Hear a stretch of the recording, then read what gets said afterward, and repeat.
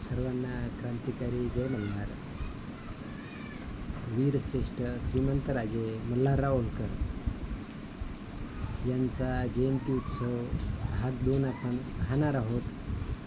पहिल्या भागामध्ये मल्हाररावांचा जन्म 16 मार्च 1693 रोजी झाला हे आपण बघितलं.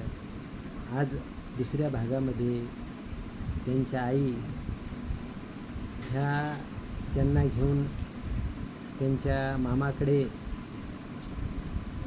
भोजराज बारगळ यांच्याकडे येतात आणि मल्हाररावांना युद्धाचे धडे हे स्वतः पाटील असलेले भोजराज बरगळ मामा हे त्यांना युद्धाचे धडे देतात. बालपण मल्हाररावांचं एवढं तेजस्वी आणि एक प्रेरणादायी होतं की त्यांनी पशुपालन करता करता आपल्या युद्धकौशल्य आपल्यातील कलागुणांना सर्वांना दाखवून दिलं आणि या आनंदात त्यांच्या आई आणि मामा हे त्यांच्यावरती भारावून गेले.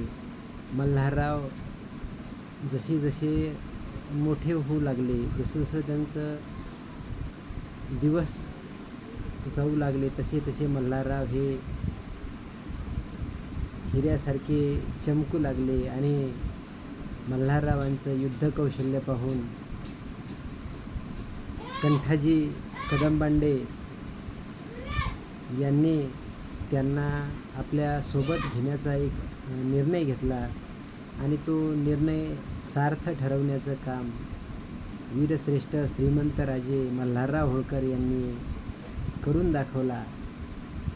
आपल्या मामानीही जो विश्वास मल्हारराव होळकर यांच्यावरती दाखविला तो त्यांनी सार्थ ठरवत आपलं बालपण हे मेंढपाळ पशुपालन या गावावरून त्या गावावर भटकंती करत त्यांनी घालवलं आणि हा भटकंती करत असताना त्या संपूर्ण भागाचा अभ्यास बारकाईने भविष्यातील राजे मल्हारराव होळकर यांनी चालू केला.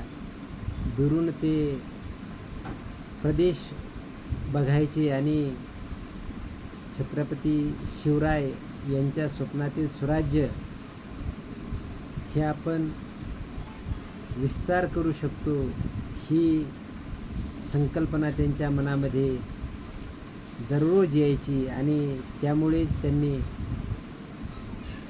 आपण मेंढपाळीसोबत युद्धकौशल्यही शिकलं पाहिजे असा एक निर्धार केला आणि त्या निर्धारामध्ये त्यांचे मामा भोजराजी बारगळ आणि कंठाजी कदमबांडे यांनी त्यांना सहकार्य केलं. त्यांना युद्धकौशल्यातील तलवारबाजी, घोडस्वारी,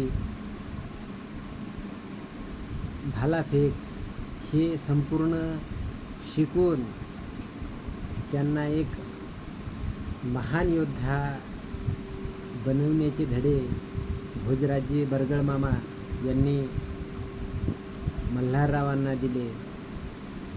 मल्हाररावांचं बालपण हे कष्टदायी तसेच प्रेरणादायीही होते, कारण या मुलखातून त्या मुलखात, त्या मुलखातून त्या मुलखात मेंढपाळी करणं, त्यासोबत जनावरांचा, जंगली स्वापदांचा, निजामांचा त्रास ते प्रत्येक वळणावरती सहन करायचे आणि यातूनच एक प्रेरणादायी नेतृत्व पुढे येण्यासाठी भविष्याची वाट पाहतं असे वीरश्रेष्ठ मल्हारराव होळकर हे आपल्याला या त्यांच्या बालपणातून दिसून येतं.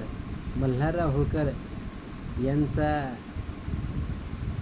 विवाह हा त्यांच्याच मामाच्या मुलीसोबत 1717 गौतमाबाईसोबत झाला आणि मल्हाररावांची कारकीर्द ही उज्ज्वल होण्यासाठी एक सोबत ही गौतमाबाईची त्यांना मिळाली आणि इथून पुढे मल्हारराव होळकरांची कारकीर्द सुरुवात झाली. हा मल्हारराव होळकर जयंती उत्सव भाग 2 हा मल्हारराव होळकर तसेच गौतमाबाई होळकर यांना अर्पण करतो आणि मी संदीप मिटकरी आपली रजा घेतो. धन्यवाद.